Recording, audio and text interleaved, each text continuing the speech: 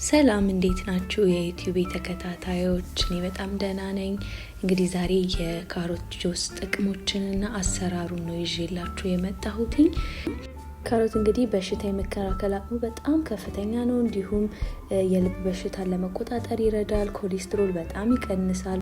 ውጫዊ ቁስል ቶሎ እንዲደርቅ ይረዳናል ማለት ነው። የአጥንት በሽታ ያሻሽላል።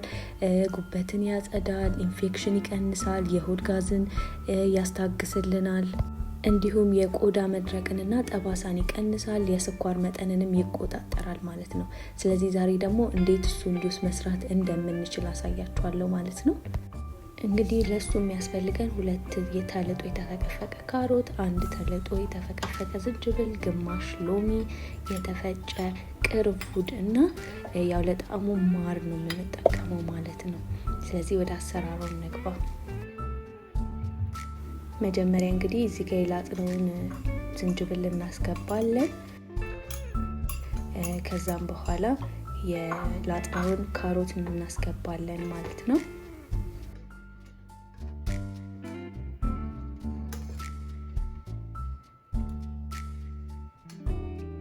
እዛ 1 ማንኪያ ማር ታደርጋላችሁ። ከፈለጋችሁ 2 ማድረግ ትችላላችሁ፣ ግን 1 ማንኪያ ማር በቂ ነው። ካሮቱ ራሱ የራሱ ጣፋጭነት ስላለው ማለት ነው። ማርም ደግሞ በጣም ብዙ ጥቅሞች እንዳሉ ታውቃላችሁና ያግዘዋል ማለት ነው የካሮቱን ጥቅም። ከዛ እንግዲህ ግማሹን ሎሚ እንጨምቀውና እናደርገዋለን ማለት ነው። በደንብ ጨምቃችሁ አድርጉት ሙሉን። ከዛ የተፈቀፈቀ ቅርንፉዳችንን እናደርጋለን ማለት ነው።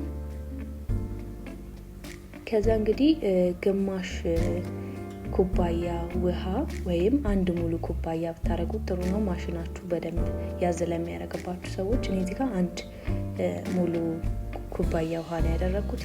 እሱን ጨምረን እንግዲህ በደንብ አድርገን እንፈጨዋለን ለ5 ኪሎ ድረስ ማለት ነው። በደንብ አድርጋችሁ ፍጡት፣ ጊዜያችሁን ወስዳችሁ በደንብ ፍጩት። እዚህ ጋር እንደምታዩት ከዛ ከፈጫችሁት በኋላ እንግዲህ በማጥለያ አምጥታችሁ በደንብ አጥልሉት። ያው ጁስ ስለሆነ እየሰራን ያለነው አፍ ላይ መሻገር የለበትም። ከዛ በደንብ አድርጋችሁ አጥልሉት። እዚህ ጋር እንደምታዩት በደንብ ውሃ ይወጣዋል። ብዙ ካሮት ከተጠቀማችሁ ደግሞ በደንብ ውሃም ከተጠቀማችሁ ብዛት ይኖረዋል ማለት ነው። እዚህ ጋር እንደምታዩት በደንብ አጥልሉት። ያጠለላችሁትን ካሮት መድፋት አይጠበቅባችሁ። ለሌላ ጥቅሞች መዋል ይችላል። እሱን ካፕሽን ላይ አስቀምጥላችኋለሁ። ሌላ ነገር አገልግሎት እንዲውል ማድረግ ትችላላችሁ። ካሮት በጣም ብዙ ጥቅም አለው። ይሄም ዌስት መሆን የለበትም። ተጠቀሙት። አጠቃቀሙን ደግሞ እሱን እዚህ ጋር ጽፍላችኋለሁ ማለት ነው። ከዛ እንግዲህ አጥልላችሁ ከጨረሳችሁ በኋላ በረዶ ብታደርጉበት ቆንጆ ነው። ቀዝቀዝ ያለ ሪፍሬሽ የሚያደርግ ጁስ ይሆንላችኋል።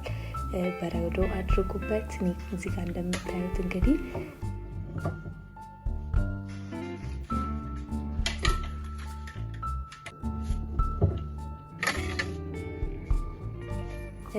በረዶ ካደረጋችሁ በኋላ እኔ ብርጭቆዬን በእንደዚህ አይነት መልክ ቆንጆ አድርጌዋለሁ። እናንተም እንደ ቲፕ ውሰዱት።